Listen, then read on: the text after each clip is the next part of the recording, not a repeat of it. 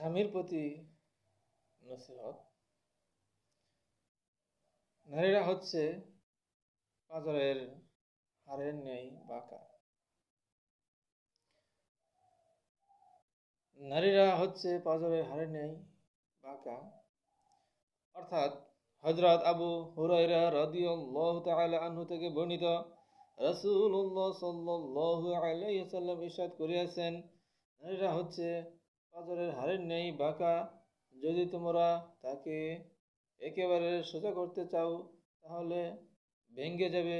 সুতরাং যদি তোমরা তাদের থেকে উপকৃত হতে চাও তবে ওই বাঁকা অবস্থাতেই উপকৃত হতে হবে। এই হাদিস থেকে আমরা বুঝতে পারলাম যে ইসলামের দৃষ্টিতে বৈধ কিংবা স্বামীর কাছে যা অপছন্দনীয়, যেমন রান্নার স্বাদ কম হওয়া, কাজের অলসতা করা, শ্বশুরবাড়িতে বেশি বেশি করে বেড়াতে যাওয়া ইত্যাদি, এমন বৈধ কোনো বিষয়ে নারীকে অতিরিক্ত চাপ দেওয়া উচিত হবে না এবং হিকমতের সাথে বোঝানোর চেষ্টা করতে হবে।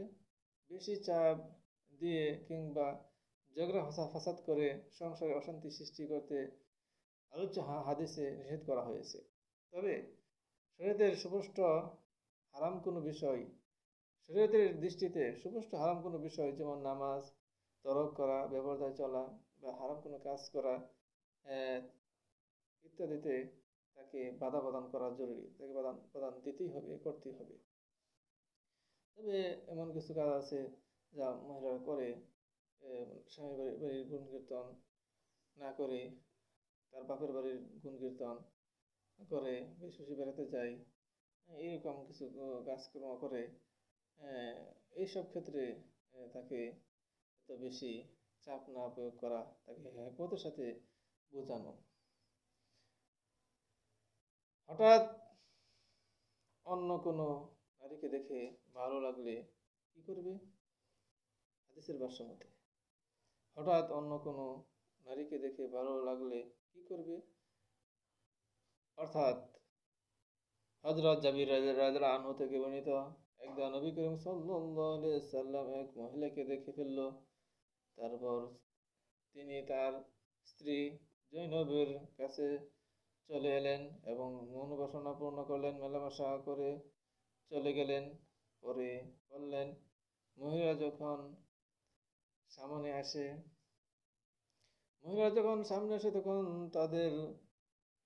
তখন শয়তানের স্রোতে আসে। তোমাদের কেউ যদি কোনো মহিলাকে দেখে ফেলে আর তাকে পছন্দনীয় মনে হয় তবে সে যেন তার স্ত্রীর কাছে চলে আসে এবং মেলামেশা করে নেয়। কেননা ওই মহিলার মধ্যে যা আছে স্ত্রীর মধ্যেও তা আছে, ওই মহিলার মধ্যে যা আছে স্ত্রীর মধ্যেও তা আছে। সেজন্য তার স্ত্রীর কাছে সে চলে আসবে। তিরমিজির হাদিস নং 1158 নং হাদিস। হাদিস থেকে আমরা এটি বুঝতে পারলাম যে কোনো পুরুষ যদি অন্য মহিলা দেখে পছন্দ হয়ে যায় তাহলে সঙ্গে সঙ্গে সে তার স্ত্রীর কাছে চলে যাবে। ওই অন্য মহিলার কাছে যা আছে তার স্ত্রীর কাছেও তা আছে। এটি একটি রাসূলুল্লাহ সাল্লাল্লাহু আলাইহি ওয়াসাল্লাম স্বামীর প্রতি এভাবে নসিহত করিয়াছেন। যদি আমরা এই পবিত্র কোরআন অনুযায়ী চলি তাহলে দুনিয়া আখিরাতের শান্তি, দুনিয়া আখিরাতের কামিয়াবি অর্জিত হবে। আল্লাহ তাআলা আমাদেরকে পবিত্র কোরআন অনুযায়ী চলার তৌফিক দান করুন।